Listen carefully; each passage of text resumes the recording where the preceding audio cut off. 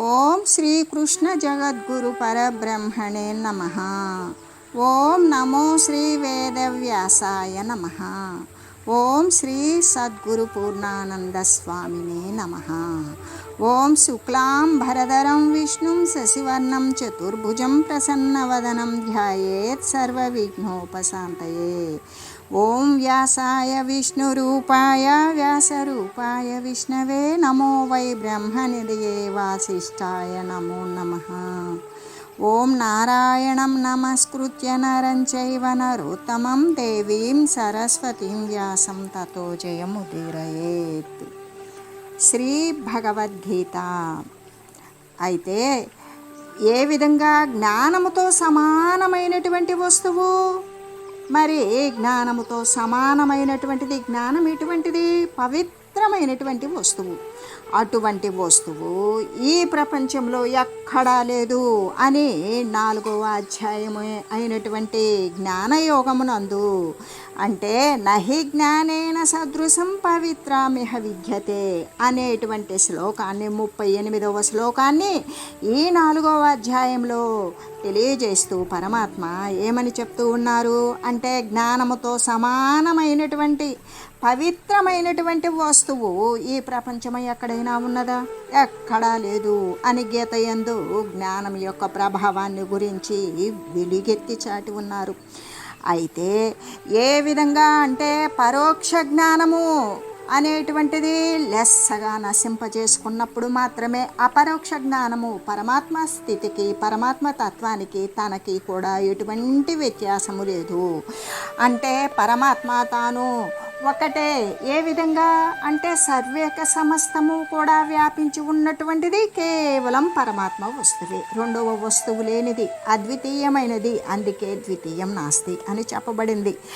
అటువంటి ఆ పరమాత్మయే నేను అనేటువంటి జ్ఞానం హృదయంలో చక్కగా కలగాలి అంటే, ఈ క్షేత్రజ్ఞ విభాగ యోగంలో చెప్పబడినటువంటి ఈ అమానిత్వాది జ్ఞాన గుణాలు అన్నీ కూడా ఏవైతే చక్కగా సాధించవలెనో ఆ ప్రకారంగా అటువంటి జ్ఞాన గుణాలను సాధకుడు చక్కగా అభ్యాసం చేయాలి.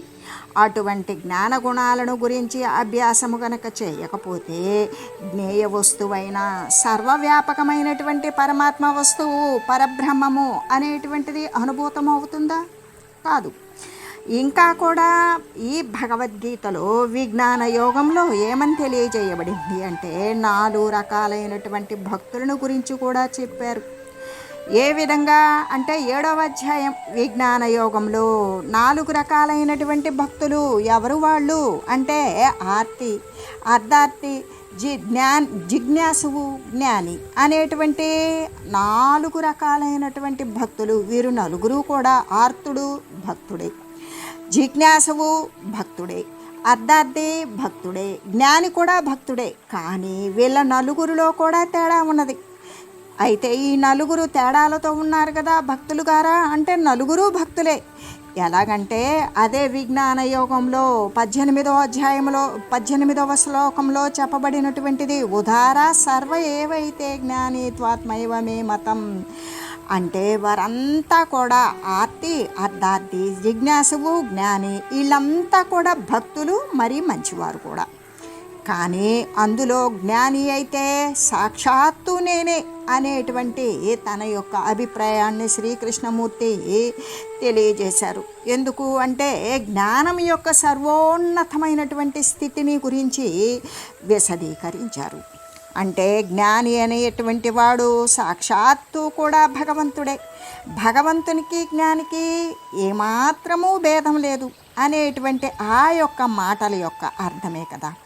అయితే ఈ యొక్క ద్వైత సాధనలన్నీ కూడా అనేక రకాల భిన్న సాధనల నుండి ద్వైత సాధనలకు వచ్చి క్రమంగా కూడా అవి ఆ ద్వైత రకమైనటువంటి 2 రకాలైనటువంటి క్రియలను, సాధనలను చేసేటువంటి సాధకునికి క్రమానుగతంగా కూడా ఆ సాధనలన్నీ కూడా వికసిస్తాయి.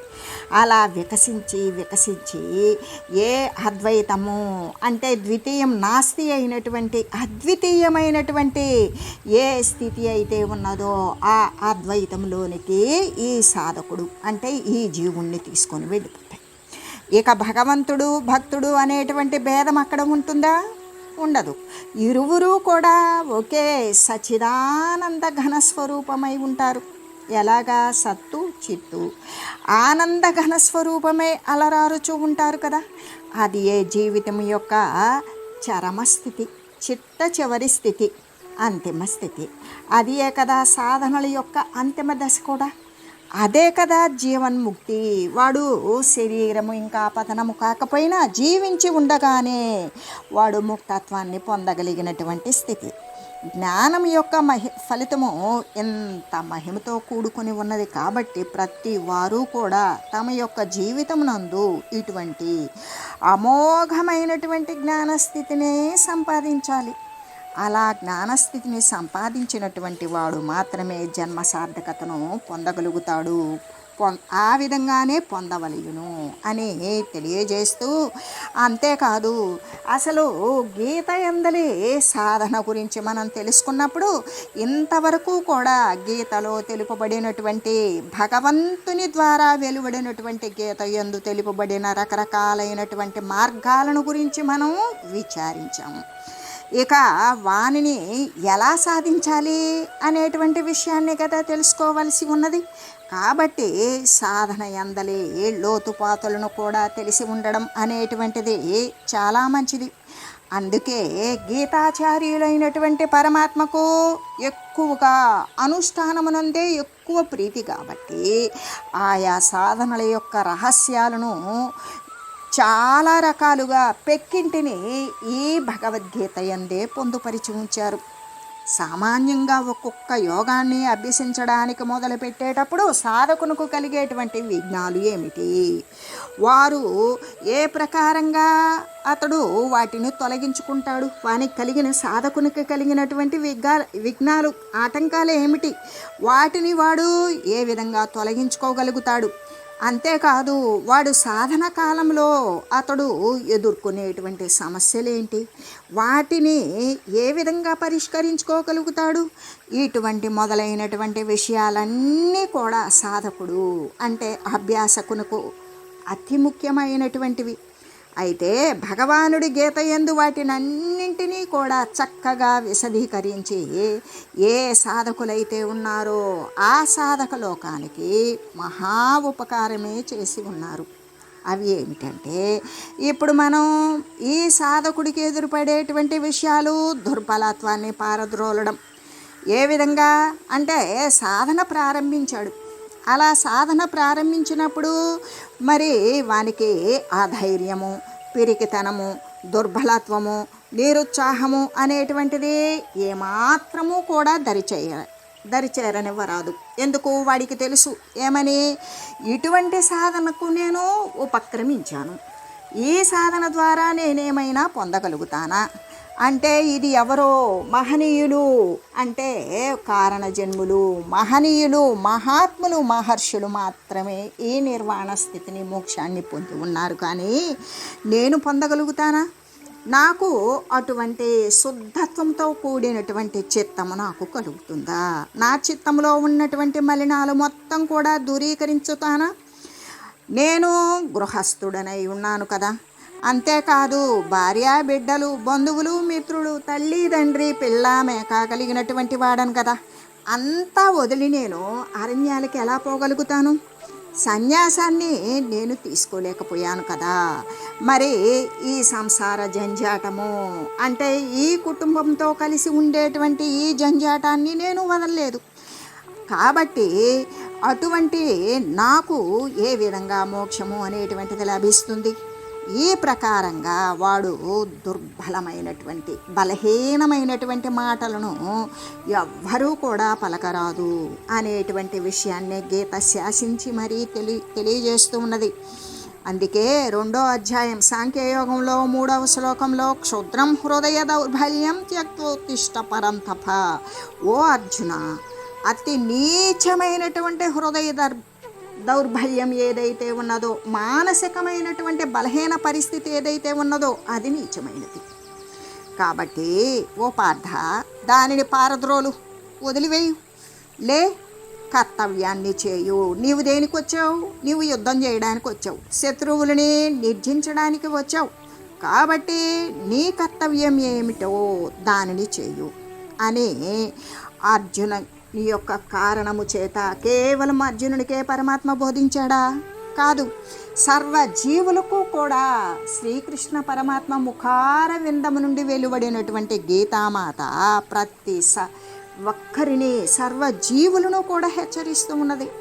ఇంకా కూడా నిర్భయంగా ఉండండి, బీ ఫియర్లెస్, మీరు విగతభీహి అని పదే పదే కూడా తెలియజేస్తూ ఉన్నది.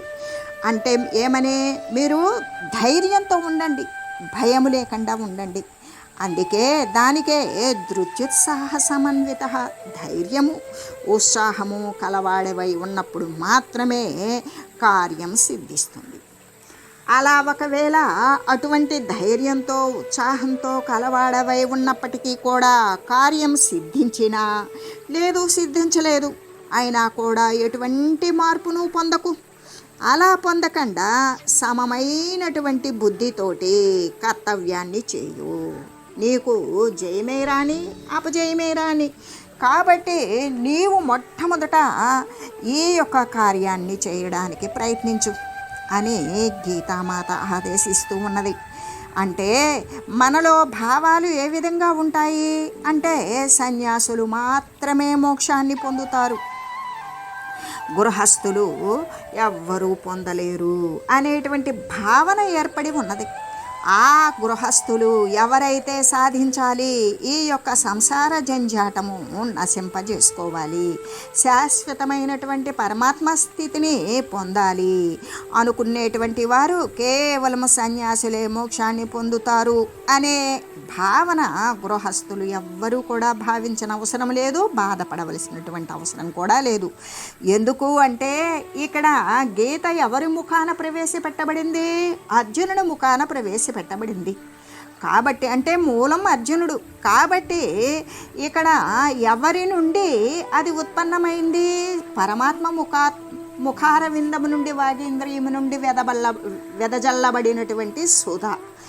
ఆ సుధ మరి అర్జునుని కారణముగా మిషగా చూపెట్టి సర్వజీవులకి కూడా బోధించింది. అయితే అర్జునుడు సన్యాసియా? కాదు కదా. అర్జునుడు గృహస్థుడు, జనకుడు గృహస్థుడే. ఏ విధంగా అంటే ఈ గృహస్థుడైన అర్జునుడు కానీ, ప్రవహనుడు కానీ, జనకుడు కానీ మొదలైనటువంటి మహనీయులు తరించినటువంటి వారిలో గృహస్థులు చాలామంది ఉన్నారు. వారు అంతా కూడా మోక్షాన్ని పొందగలిగినప్పుడు తక్కిన వారంతా కూడా ఎందుకు పొందలేరు? అందులో ఇక్కడ ఇదిగో ఫలానా మతం వారు మాత్రమే మోక్షాన్ని పొందుతారు, ఈ జాతికి చెందినటువంటి వారు మాత్రమే పొందుతారు, ఈ కులంలో ఉద్భవించినటువంటి వారే పొందుతారు, ఈ ఆశ్రమంలో అంటే ఈ మతానికి చెందినటువంటి వారు, ఈ జాతి వారు, ఈ కులము వారు, ఈ ఆశ్రమ ధర్మాలు అన్నప్పుడు బ్రహ్మచర్యము, గృహస్థము, వానప్రస్థము, సన్యాసము, ఈ ఆశ్రమ ధర్మానికి చెందినటువంటి వారు మాత్రమే ముక్తికి అర్హులు అనేటువంటి విషయాన్ని ఏ శాస్త్రమైనా సరే అంగీకరిస్తుందా? అంగీకరించదు. అలాంటప్పుడు ఆ సిద్ధాంతాన్ని అసలు మొదటే గీత అయితే అంగీకరించదు. అంటే అయితే ఆటంకాలకి జంకకుండా, ప్రతిబంధాలను కూడా లెక్క చేయకుండా భగవంతుని మీద పరిపూర్ణమైనటువంటి నమ్మకము, విశ్వాసము కలిగి కర్తవ్యానికి పూనుకున్నప్పుడు మాత్రమే ఎవరికైనా సరే మోక్షము అనేటువంటిది లభిస్తుంది. కాబట్టి ధైర్యాన్ని విడనాడవలదు అనేటువంటిదే కదా.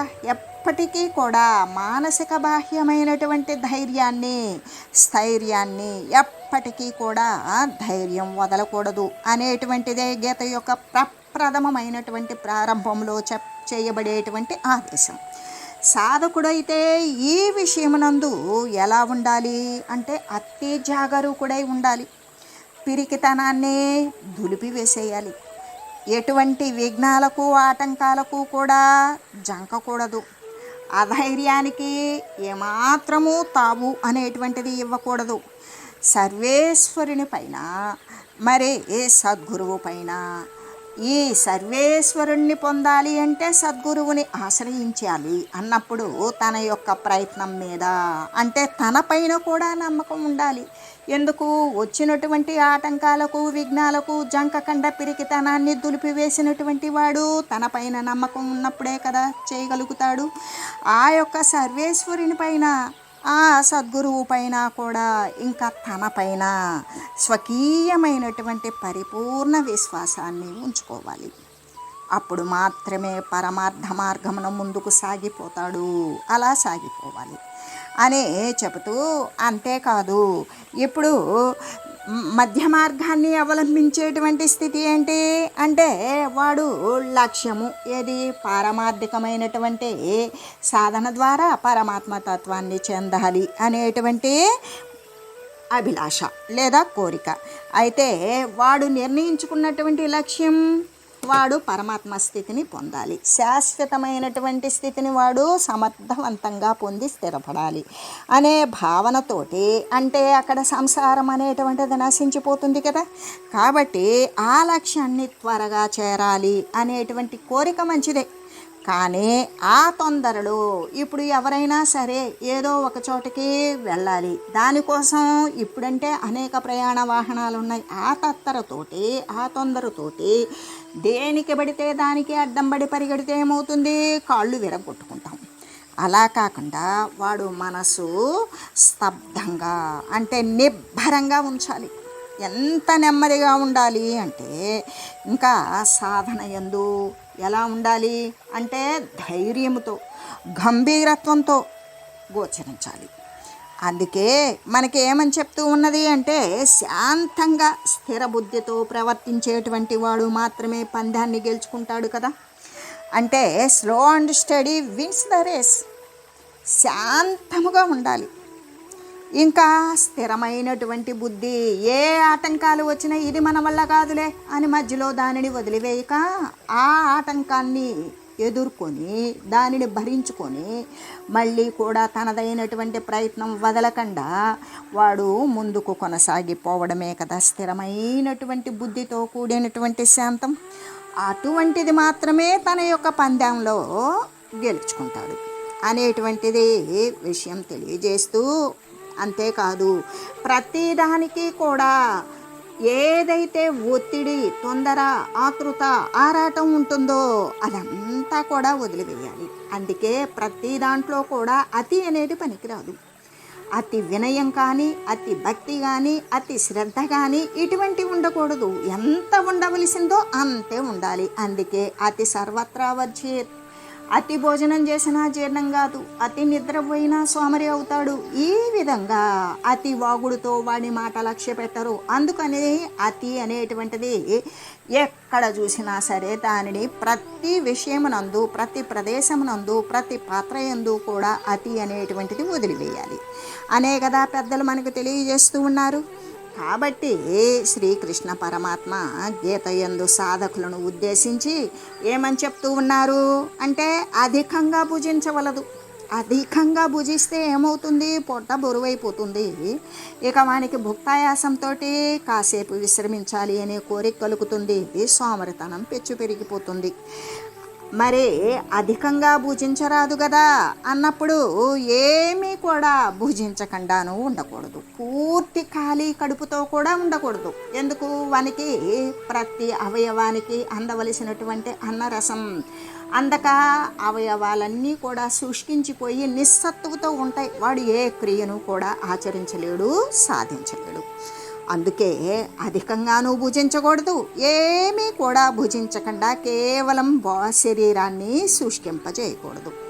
అంతేకాదు అధికంగా నిద్రించరాదు, నిద్రలేక ఉండరాదు. ఒక్కొక్కరు ఏం చేస్తారు, వాళ్ళకి ఏదైనా సరే ఒక ప్రవచనమునందు ఒక విషయం అనేటువంటిది కలిగినప్పుడు దాని ప్రకారం ఆ రాత్రంతా ఉచ్ఛ్వాస నిశ్వాసలను అధికంగా తీసుకుంటూ అప్పటికప్పుడు కలిగినటువంటి ఆ యొక్క జ్ఞాన ప్రవృద్ధమానంతో ఆ కొద్దిపాటు తత్తరతోటే ఆ రాత్రంతా వాడు జపం చేసేస్తే వాడు తరించిపోతాడా?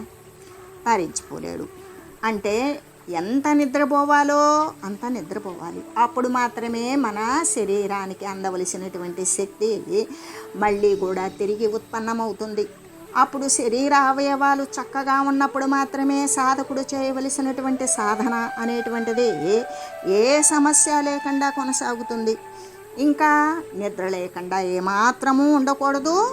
అతిగా అంటే సంధ్యా సమయంలో పడుకొని మళ్ళీ మరు సంధ్య వచ్చేదాకా కూడా ఇంకా ప్రొద్దెక్కిపోయినా కూడా లేవకుండా ఉండేటువంటి సోమరితనంతో కూడిన నిద్ర అనేటువంటిది చెందకూడదు. అందుకే అతిగా భుజించకూడదు, ఏమీ భుజించకుండా ఉండరాదు. అది కూడా అదే పూర్తి శుష్కించిపోవడం కూడా అతిగా శుష్కించిపోవడం. అంటే మనకు ముందుగానే పరమాత్మ ఏమని తెలియజేశారు, అతి సర్వత్రా వర్జేత్, సర్వం కూడా ఏదైతే అదనంగా ఉంటుందో దాన్ని వదిలివేయాలి. అందుకే అధికంగా నిద్రపోకూడదు, అస్సలు నిద్ర లేకుండా కూడా ఉండకూడదు. అందుకని మనకి ముఖ్యంగా చెప్పవలసినటువంటి ఉద్దేశం ఏమిటి అంటే మితాహారం. అంటే శరీరం నిలబడేటంత వరకు కావలసినటువంటి ఆహారాన్ని స్వీకరించాలి. మిత నిద్ర శరీర ఇంద్రియాలకి పటుత్వము, మళ్ళీ కూడా దానికి శక్తి ఉత్పాదన జరిగి శరీర ఇంద్రియాలు అన్నీ కూడా చక్కగా తన యొక్క సాధనకు ఉపయోగపడేలాగా చేయగలిగినటువంటి స్థితికి తగినటువంటి నిద్రనే పోవాలి. అంటే ప్రతి దాని యందు కూడా మితమైనటువంటి ఆచరణ కలిగి ఉండాలి. చేస్తే అతిగా చేయడం, లేకపోతే అస్సలు చేయకపోవడం అనేటువంటిది ఉండకూడదు. అప్పుడు మాత్రమే యోగము అనేటువంటిది చక్కగా జరుగుతుంది అని కరుణతో ఆదేశించారు. ఏ వస్తువైనప్పటికీ కూడా జాగ్రత్తగా వినియోగించుకున్నప్పుడు మాత్రమే కదా చాలా కాలం పనిచేస్తూ ఉంటుంది. అంతేకాని మితిమీరి వాడివేశామనుకో త్వరలోనే చెడిపోతుంది. అలాగే దేహం కానీ, దేహ ఇంద్రియాలు కానీ, మరి మనస్సు అనేటువంటి వానిని కూడా భగవానుడు మనకు ప్రసాదించి ఉన్నాడు కదా. ఏ విధంగా శరీరము, ఇంద్రియాలు, మనసు అనేటువంటివన్నీ కూడా భగవానుడు మనకు ప్రసాదించున్నారు. వాటిని సద్వినియోగం చేసుకోవాలి. దానిని ఉపయోగపరుచుకొని వాటి ద్వారానే, ఎందుకు అంటే ప్రతి ఒక్క జీవరాశి యందు కూడా జ్ఞానము అనేటువంటిది వాటి యొక్క శరీర పోషణ నిమిత్తం మాత్రమే ఉంటుంది. కానీ మళ్ళీ శరీరాల యొక్క రాకపోకలు అనేవి ఆపగలిగినటువంటి సత్తా సమర్థత కేవలం మానవ దేహానికి మాత్రమే ఉన్నది అని చెబుతూ, అటువంటి శరీరాలు, ఇంద్రియాలు, మనసు అనేటువంటిది భగవానుడు మనకు ప్రసాదించి ఉన్నప్పుడు వాటిని సద్వినియోగం చేసుకోవాలి కదా. చేసుకున్నప్పుడు మళ్ళీ కూడా ఈ సంసారము అంటే ఈ శరీరాల యొక్క ఉత్థాన పతనాలు అంటే ఉత్పన్నం కావడం, వినాశం అవ్వడం అనేటువంటి సాగరాన్ని మనం దాటివేయవలసి ఉన్నటువంటి సదవకాశం ఈ మానవ దేహంలోనే ఉన్నది అని చెబుతూ, అంటే ఇవన్నీ కూడా భగవద్దత్తాలైనటువంటి, ఇవన్నీ కూడా ఎవరికి దత్తమై ఉన్నవి? భగవంతునికి దత్తమై ఉన్నవి.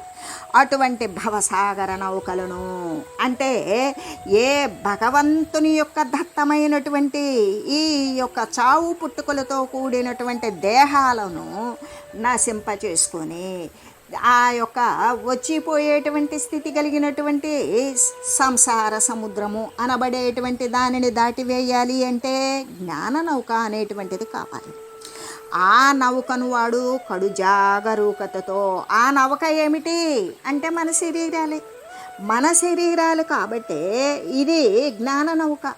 ఇది ఒక సదవకాశం, ఒక గోల్డెన్ ఆపర్చునిటీ. ఇది వచ్చిన తర్వాత మళ్ళీ దీనిని సర్వజీవరాశి ఏ విధంగా బ్రతికి వేస్తుందో అలాగే బ్రతికి వేస్తూ వాటికంటే కూడా ఇంకా పాపకర్మను మరి అధమాతి అధమమైనటువంటి నీచ ప్రవృత్తిని వాడు ఈ శరీరమునందు ప్రవేశపెట్టుకొని దాని ప్రకారమే వాని యొక్క జీవిక అంటే జీవనం అనేటువంటిది కొనసాగిస్తూ మళ్ళీ ఇటువంటి దేహాన్ని తెచ్చుకునేటువంటి అవకాశం వాడు కోల్పోతున్నాడు. అలా కోల్పోయినప్పుడు వానికి మళ్ళీ కూడా శరీరాలు అంటే 84 లక్షల జీవరాశుల యొక్క అన్ని రకాలైనటువంటి జీవరాశులు చర అచరములు, కదిలేటువంటివి కదలనటువంటివి ఏవైతే ఉన్నావో వీటినన్నింటిలో కూడా అంటే ఇప్పుడు సముద్రాలు కానీ నదులు కానీ మరి పీఠభూములు మైదానాలు పర్వతాలు ఇవన్నీ కానీ వృక్షాలు కానీ లేదా సరీసృపాలు క్రిమికీటకాదులు విహంగాలు అంటే పక్షులు ఇంకా జంతుజాలాదులు పశువులు క్రిమికీటకాదులు ఇటువంటివి చరములు. ఇలా కదిలేటువంటివి కదలనటువంటి వాటి యొక్క శరీరాలను పొందడానికి వాడు దానిని శాశ్వతంగా పరిష్కరించుకోగలిగినటువంటి ఒక బంగారు అవకాశం ఏమిటి అంటే మనకు ఇవ్వబడినటువంటి జ్ఞానంతో ఆర్జించుకున్నటువంటి పుణ్యంతో మనం పుణ్యఫలప్రదంతో తెచ్చుకున్నటువంటి ఈ యొక్క మానవ శరీరాన్ని జాగరూకతతో కనుక మనం కాపాడుకుంటూ దానికి మరి బదులుగా వానికి శక్తిని మించినటువంటి పని కనుక ఇచ్చామనుకో ఆ శరీరాలకు ఆ నౌకలు ఏమవుతాయి అంటే నౌకలో అదనమైనటువంటి సరుకు వేస్తే నడి సముద్రంలో మునిగిపోయినట్లుగానే ఈ యొక్క శరీరానికి కావలసినటువంటి జ్ఞానము అనేటువంటిది కాకుండా ప్రతిదీ కూడా అతిగా ఉన్నప్పుడు ఆ అతి దానివల్ల అది మరి కొద్దిపాటి సమయంలోనే అది అంతరిస్తుంది అని తెలియజేస్తూ అందుకే అతి అనేటువంటిది సర్వత్రా కూడా వదిలివేయాలి అని తెలియజేస్తూ ఓం మంగళం పావన గీతా మాతా జయ మంగళం భక్తజనావని బంధ విమోచని భవభయహారిణి భవ్యదాయిని మంగళం. ఓం మంగళం శ్రీ కురుక్షేత్ర రణక్షోణి విహారిణే పార్థసారథి రూపాయ గీతాచార్యాయ మంగళం. ఓం మంగళం మహా